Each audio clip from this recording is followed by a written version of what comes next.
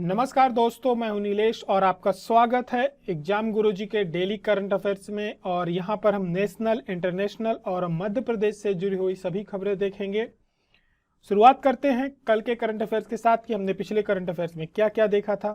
तो लाडली लक्ष्मी योजना 2.0 के शुभारंभ कब से किए जाएंगे, तो इसके जो दोबारा शुभारंभ हो रहा है लाडली लक्ष्मी योजना का 2.0 वर्जन, ये इसका दूसरा भाग है। और अभी तक जो हमारे यहाँ चल रही थी लाडली लक्ष्मी योजना चल रही थी, इसमें सरकार ने कुछ बदलाव किए हैं और योजनाओं में कुछ और भी चीजें जोड़ी हैं। वो जब शुरुआत होगी तो वहां पे हमें उसकी जानकारी मिलेगी, हम उसको आपको लेकर के आएंगे। इसकी शुरुआत 2 नवंबर 2022 से की जाएगी यानी मध्य प्रदेश के स्थापना दिवस के अगले दिन से। महिला क्रिकेट एकेडमी मध्य प्रदेश के किस जिले में है, तो ये शिवपुरी में है। इससे अभी खेल का आयोजन हुआ था नेशनल गेम्स का, वहां पर काफी अच्छा प्रदर्शन किया है। देश में पहली बार ई रूपी से यहाँ पर इलाज की बात हो रही है। मध्य प्रदेश के किस अस्पताल में किया गया है, तो ये किया गया है चिरायू मेडिकल कॉलेज जो कि भोपाल में है। निम्न में से एक प्रख्यात पर्यावरणविद हैं, ये कौन है? डॉक्टर अनिल प्रकाश जोशी हैं। ये लगातार आपको खबरों में मिल रहे होंगे।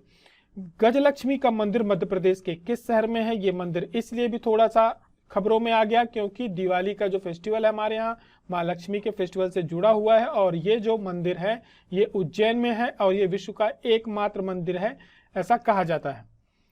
आगे की तरफ देखते हैं। लेखक शेहान करुणातिलका, जिन्होंने वर्ष 2022 के लिए बुकर पुरस्कार जीता है, ये किस देश के नागरिक हैं? ये हैं श्रीलंकाई।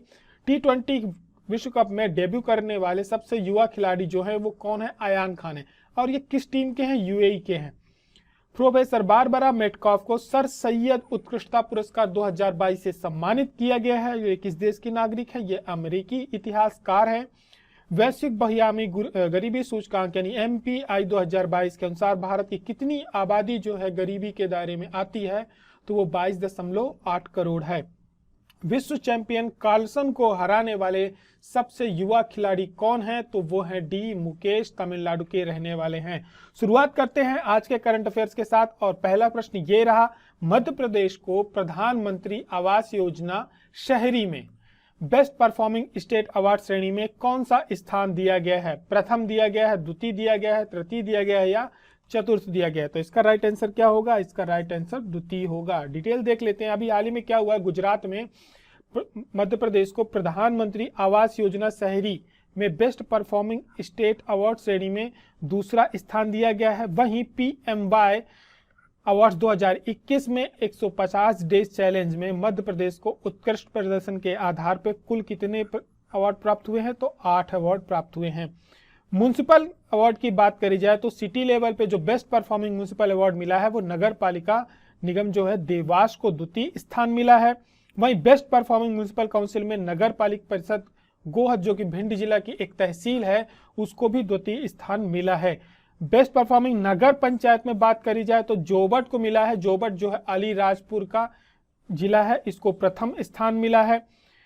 अब ये सारे जो अवार्ड दिए गए थे, क्योंकि प्रधानमंत्री का दौरा जो वर्तमान में चल रहा है वो गुजरात में चल रहा है, तो राजकोट के गुजरात में ये अवार्ड दिए गए हैं। और ये किस मंत्रालय के द्वारा दिए जाते हैं? यह नगरीय विकास और आवास मंत्रालय के द्वारा दिए जाते हैं, जिसके केंद्रीय मंत्री श्री हरदीप पुरी हैं।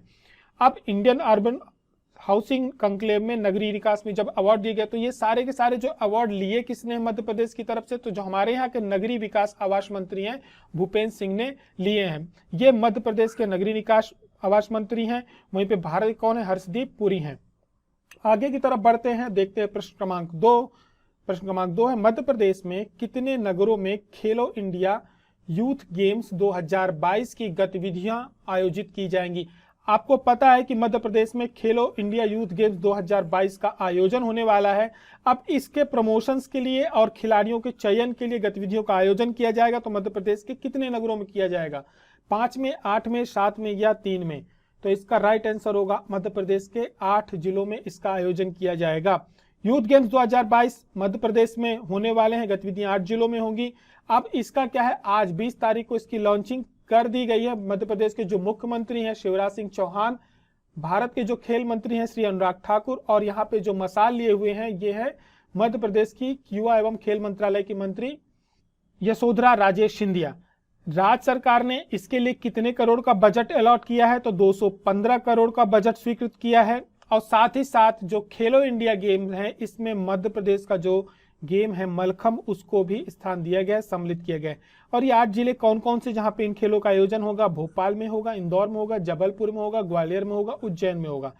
याद रखने वाले जिले जो हैं वह महेश्वर, मंडला और बालाघाट, ये एक 3 अतिरिक्त जिले हैं जहां पे इसका आयोजन किया जाएगा। बढ़ते हैं अगले प्रश्न की तरफ। प्रश्न क्रमांक 3 है, कालिदास समारोह का जो आयोजन किया जाता है यह प्रतिवर्ष कब से शुरू होता है? इसका जो आयोजन होता है फिक्स है कि ये इस दिन से शुरू होगा।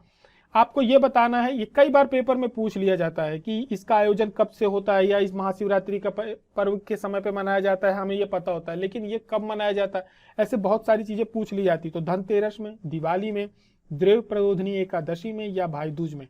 तो इसका राइट आंसर होगा देव प्रबोधिनी एकादशी में। कार्तिक शुक्ल भी कई जगह आपको ये लिखा हुआ मिलेगा। तो कार्तिक शुक्ल और जो एकादशी होती है दिवाली के बाद, दिवाली के 11वें दिन, उस दिन से इसकी शुरुआत होती है। और ये जो कार्यक्रम होता है 7 दिनों का होता है और इस कार्यक्रम का शुरू से ही ये दिन निर्धारित है कि ये इसी दिन होगा, शुरुआत इसकी इसी दिन होती है। 7 दिवसीय भी ये शुरू से ही था। तो इस बार जो है 4 नवंबर से शुरू होकर के 10 नवंबर तक होने वाले हैं और इसका आयोजन कालिदास जो संस्कृत एकेडमी है वहां पे इसका आयोजन किया जाएगा, वहां के परिसर में। बात करी जाए कालिदास समारोह की, तो इसकी जो शुरुआत हुई थी ये पंडित सूर्य नारायण व्यास जी थे, जिन्होंने 30 दशक के आसपास इन्होंने शुरुआत करी थी और इन्होंने कालिदास जयंती का आयोजन शुरू किया था और साथ में इन्होंने कालिदास परिषद का भी गठन किया था। लेकिन जब पहली बार कालिदास समारोह उज्जैन में मनाया गया था तो इसका जो उद्घाटन किया था ये डॉक्टर राजेंद्र प्रसाद ने किया था 1958 में। उसके बाद मध्य प्रदेश का जो सांस्कृतिक विभाग है इसने 1978 में उज्जैन में कालिदास एकेडमी की स्थापना करी। उसके बाद क्या हुआ कि ये समारोह पहले बीच में गैप के साथ बनाया जाता था, लेकिन जब विक्रम विश्वविद्यालय आया और कालिदास एकेडमी, इन दोनों ने एक साथ मिलकर के 1979 में इसके आयोजन को प्रारंभ किया, रेगुलर शुरू किया। अब इसकी शुरुआत कब होती है? तो देव प्रबोधिनी एकादशी से होती है, कार्तिक शुक्ल से इसकी शुरुआत होती है और ये 7 दिनों तक चलता है। उज्जैन में उस समय उत्सव का माहौल रहता है। भारत के ही नहीं विश्व के भी बड़े बड़े जो कलाकार होते हैं वो लोग यहाँ पर आते हैं। बढ़ते हैं आगे की तरफ, देखते हैं प्रश्न क्रमांक 4, राम जी महाजन पुरस्कार किस वर्ग के उत्थान एवं विकास के लिए उत्कृष्ट कार्य करने वाले चयनित पुरुष महिलाओं को प्रदान किया जाता है? यानी राम जी जो महाजन पुरस्कार दिया जाता है, ये पुरस्कृत किया जाता है, सम्मान दिया जाता है, ये किस क्षेत्र की है, किस वर्ग के लोगों को दिया जाता है? पिछड़े वर्ग के, अनुसूचित जाति के, अनुसूचित जनजाति के, या सभी वर्ग के लोगों में से किसी को भी दिया जा सकता है, यानी वर्ग आधारित नहीं होता।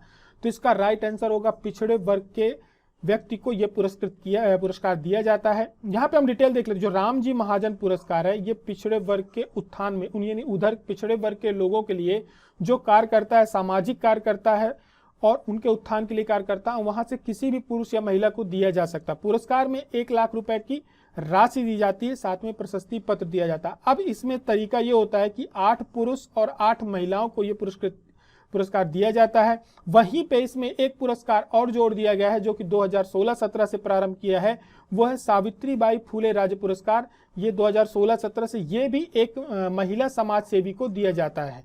ये भी पिछड़े वर्ग के ही महिला किसी को दिया जाता है जो कि उस वर्ग के लिए कुछ अच्छा कार्य करती है, शिक्षा एवं महिला उत्थान के लिए उत्कृष्ट कार्य करने वाले व्यक्ति को दिया जाता है। लेकिन इसकी जो राशि होती है, पुरस्कार राशि, वो 2 लाख रुपए की होती है। बात करी जाए मध्य प्रदेश के पिछड़ा वर्ग कल्याण मंत्री कौन है, तो श्री राम खिलावन पटेल हैं। अभी क्या हुआ है कि इसकी कमेटी जो है उसकी बैठक हुई है और जो इस वर्ष के लिए पुरस्कार दिए जाने वाले हैं उनके आवेदन मांगने प्रारंभ कर दिए गए हैं। अब जब इसके पुरस्कृत कर दिए जाएंगे तो उसका हम करंट अफेयर वहां पर देखेंगे। मध्य प्रदेश साहित्य अकेडमी की स्थापना किस वर्ष हुई थी? 1955 में हुई थी, 1956 में हुई थी, 54 में हुई थी या 58 में हुई थी? इसका राइट आंसर क्या होगा? इसका राइट आंसर होगा 1954 में हुई थी। अभी क्या हुआ है, साहित्य अकेडमी के पुरस्कार दिए जा रहे हैं। अब इस बार क्या हुआ है कि मध्य प्रदेश में साहित्य अकेडमी, मैंने आपको पिछले करंट अफेयर में बताया था कि किस क्षेत्र के लिए किस व्यक्ति के नाम से वो पुरस्कार दिए जाते हैं। तो 6 बोलियों को दिए जाते हैं, हर बोली उस क्षेत्र के एक विशिष्ट व्यक्ति के नाम से पुरस्कार दिए जाते हैं। मालवा की बात करी जाए तो संत पीपा की स्मृति में यह पुरस्कार दिया जाता है, लेकिन इस वर्ष 2018 के लिए हेमलता शर्मा को, भोलीबेन को दिया गया, उनका उपनाम है। 2019 के लिए श्री सतीश दवे को दिया गया है। वहीं पे निमाड़ी भाषा पे जो पुरस्कार दिया जाता है वो संत सिंगा जी के नाम से दिया जाता है। वर्ष 2018 के लिए श्री प्रमोद द्विवेदी को दिया गया है, 2019 के लिए जगदीश जोशीला को दिया गया है। वहीं बघेली में ये जो पुरस्कार दिया जाता है श्री विश्वनाथ सिंह जूदेव को दिया जाता है। इन्होंने हिंदी का पहला महाकाव्य लिखा था, उनकी स्मृति में दिया जाता है। वर्ष 2018 के लिए अनूप सिंह को दिया गया है, वहीं 19 के लिए श्री अंजनी सिंह सौरभ को दिया गया है। बुंदेली में जो दिया जाता है वो श्री छत्रसाल स्मृति पुरस्कार दिया जाता है। ये सभी अपने अपने क्षेत्र के विशिष्ट व्यक्ति हैं और इन्होंने सभी ने इस भाषा पे बहुत बड़ा काम किया है, उन्हीं की याद में ये पुरस्कार दिए जाते हैं। तो श्री दीनदयाल तिवारी को बुंदेली के लिए दिया गया है, इनका उपनाम बेताल है। वहीं पे 19 के लिए डॉक्टर राज गोस्वामी को दिया गया है। अब ये जो कृति पुरस्कार, इनमें जो सम्मान राशि होती है वो 1 लाख रुपए की होती है, और जो इसके अलावा बोलियों के प्रादेशिक पुरस्कार होते हैं जो ये दिए गए हैं, ये इनमें राशि जो दी जाती है 51,000 रुपए दी जाती है।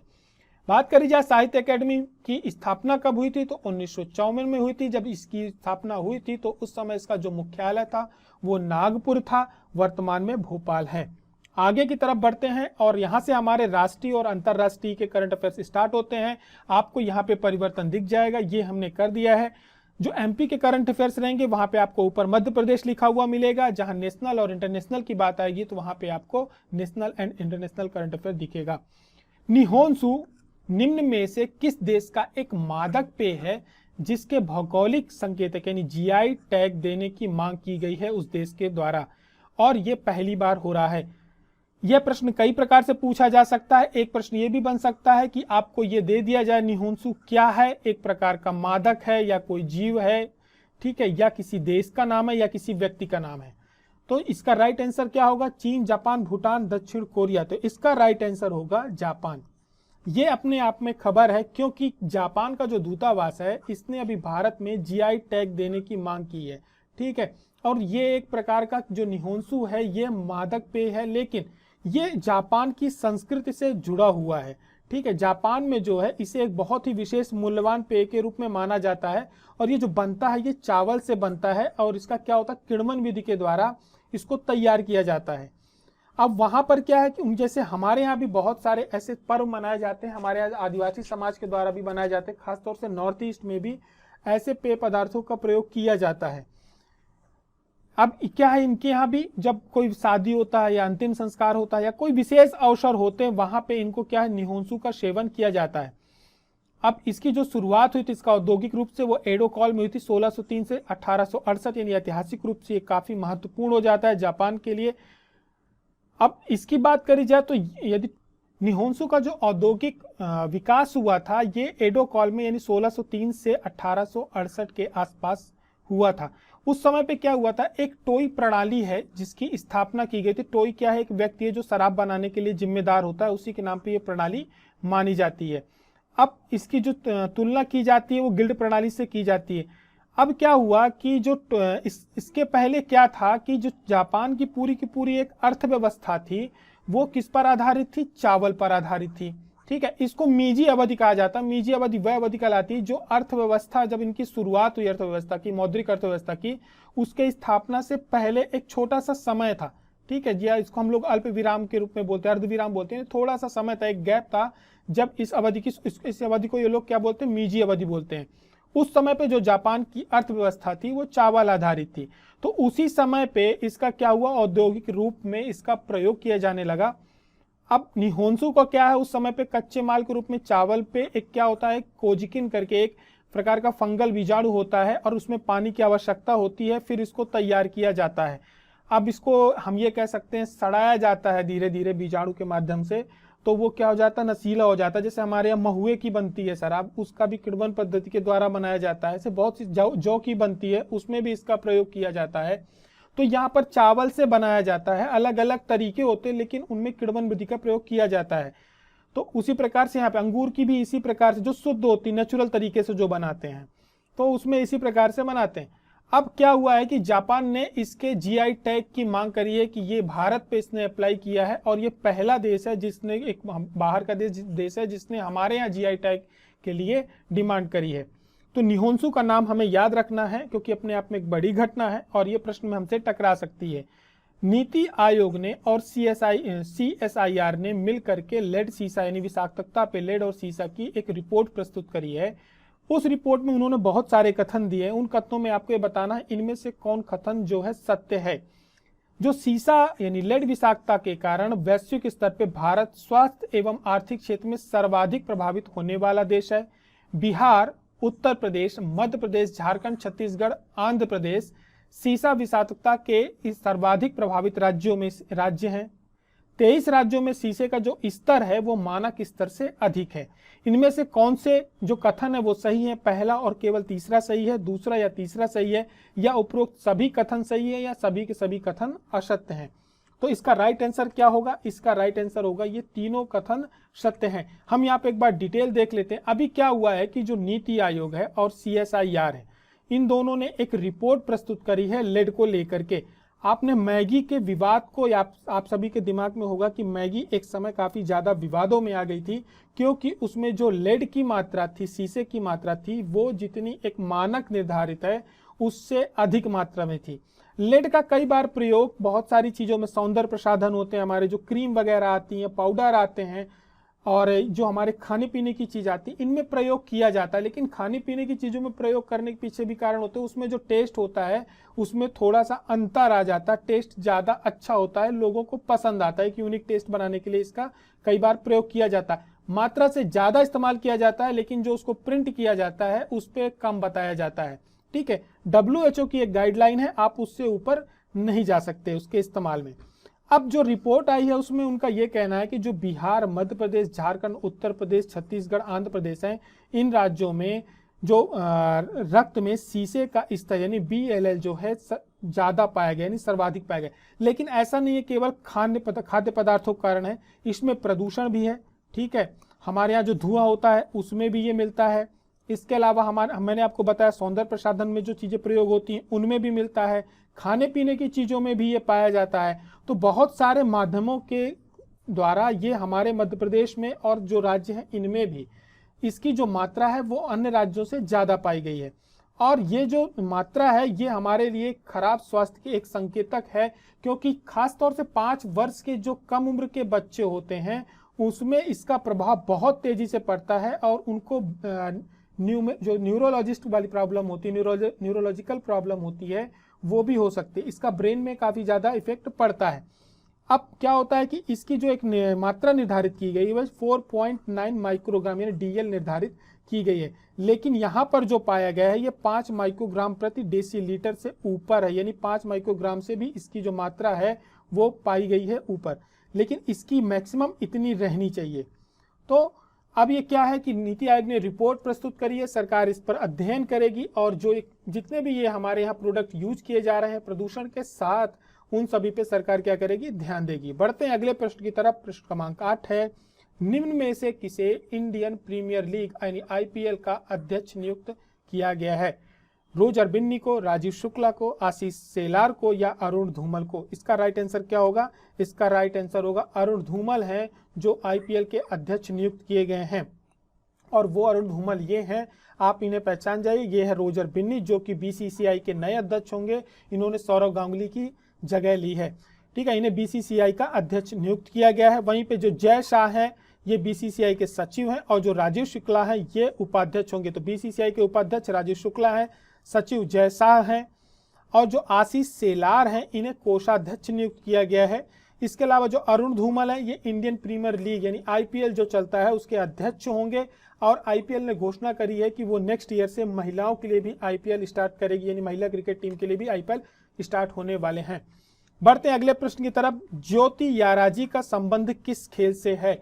अभी बहुत ज्यादा खबरों में रही है, ये कुश्ती से है, धावक से है, बैडमिंटन से है, या कबड्डी से है? इसका राइट आंसर क्या होगा? ज्योति याराजी जो है एक धावक है। यहाँ पर हम देख लेते हैं, ये भारत की स्प्रिंटर हैं, धावक हैं। इन्होंने 100 मीटर की जो बाधा दौड़ होती है, स्प्रिंटर यानी दौड़ होती है, इसमें इन्होंने स्वर्ण पदक जीतने वाली ये भारत की पहली महिला बन गई हैं। इन्होंने अपना भी खुद का रिकॉर्ड तोड़ा है, साथ में एक राष्ट्रीय रिकॉर्ड भी इन्होंने बनाया है जो कि 12.79 का है। हालांकि जो 12.79 का है इससे रिकॉर्ड के तौर पे मान्यता अभी नहीं दी गई है। उसका कारण ये है कि उस समय जो हवा थी उसका जो दाब था वो थोड़ा सा ज़्यादा था, जिसकी वजह से इस रिकॉर्ड को मान्यता नहीं मिल पाई है। लेकिन इनका जो 12.82 है, ये जो रिकॉर्ड है, इसको मान्यता दी गई है। अब ये ज्योति जो है ये पहली महिला एथलीट बन गई जिन्होंने 100 मीटर की बाधा दौड़ को 13 सेकंड से कम समय में भी पूरा किया है। ये रिकॉर्ड के इनकी मान्यता न मिलने के बावजूद जो इनका 12.82 का रिकॉर्ड है, ये अपने आप में बड़ा रिकॉर्ड है और इसके साथ ही भारत की पहली महिला बन गई है जिन्होंने 13 सेकंड में कम समय में ये रिकॉर्ड बनाया है। इसके अलावा इनके नाम 100 मीटर हर्डल में उन्होंने 20 साल नेशनल रिकॉर्ड को तोड़ा है। तो आप इनका नाम याद रखेंगे। जो ज्योति आराजी हैं, इन्होंने वर्ल्ड रिकॉर्ड बनाया है और 100 मीटर की बाधा दौड़ की खिलाड़ी हैं। आगे की तरफ बढ़ते हैं, देखते हैं प्रश्न क्रमांक 10। साजन भनवाल अंडर 23 में विश्व कुश्ती चैंपियनशिप में पदक जीते हैं और ये अपने आप में भारत के लिए पहली बार है, क्योंकि ये ग्रीको रोमन पहलवान यानी में इन्होंने ये पदक जीता है। तो आपको ये बताना है कि ये जो ग्रीको रोमन का ये जो पहलवान का ये आयोजन हुआ था अंडर 23 का, ये कहाँ पर हुआ था विश्व का। अगला प्रश्न, साजन भनवाल जिन्होंने अंडर 23 विश्व कुश्ती चैंपियनशिप में पदक जीता है, ये जो प्रतियोगिता आयोजित की गई थी ये कहाँ पर की गई थी, क्योंकि ये पहले भारतीय हैं जिन्होंने ग्रीको रोमन पहलवान बने हैं। ग्रीको रोमन पद्धति में ये कुश्ती जीती है। स्पेन में, ग्रीस में, इटली में या बेल्जियम में इसका आयोजन कहाँ किया गया था विश्व कुश्ती चैंपियनशिप का, तो इसका राइट आंसर होगा स्पेन। ये भारत के पहले ग्रीको रोमन पहलवान है। ये अलग पद्धति होती है। इसमें क्या होता है कि पहलवान जो होते हैं केवल ऊपरी हिस्से का, शरीर का जो कमर का हिस्सा होता है सिर्फ उसका प्रयोग करते हैं। अब क्या 19 अक्टूबर 2022 को स्पेन में जो आयोजित हो रहा है अंडर 23 विश्व कुश्ती चैंपियनशिप, इन्होंने क्या है पदक जीता है। और इन्होंने क्या किया है, इन्होंने यूक्रेन के दिमित्रो वात्सोकी को हराया है और कांस्य पदक जीता है। ग्रीको रोमन कुश्ती क्या होती है, एक रूप से पहलवानों के केवल ऊपरी शरीर का प्रयोग किया जाता है। अंडर 23 विश्व कुश्ती चैंपियनशिप में पहली बार 2017 में आयोजित की गई थी, जिसमें इसका आयोजन पोलैंड में हुआ था। बात करी जाए स्पेन की, तो वहाँ के जो प्रधानमंत्री हैं पेड्रो सांचेज हैं, राजधानी मैड्रिड है और वहाँ की जो भाषा है स्पेन है, स्पेन की स्पेनिश है, मुद्रा वहाँ की यूरो है। हमने आप सभी को कल एक प्रश्न दिया था, प्रदेश में लाडली लक्ष्मी उत्सव कब आयोजित किया जाता है। बहुत सारे लोगों ने, लगभग 100% लोगों ने इसका राइट आंसर लगाया है। और इस बार सबसे अच्छी बात थी कि काफ़ी सारे लोगों ने कमेंट करके बहुत ही अच्छी जानकारियां शेयर की है, बहुत इंफॉर्मेटिव इंफॉर्मेशन दी है, फैक्चुअल जानकारी साझा करी है साथ में।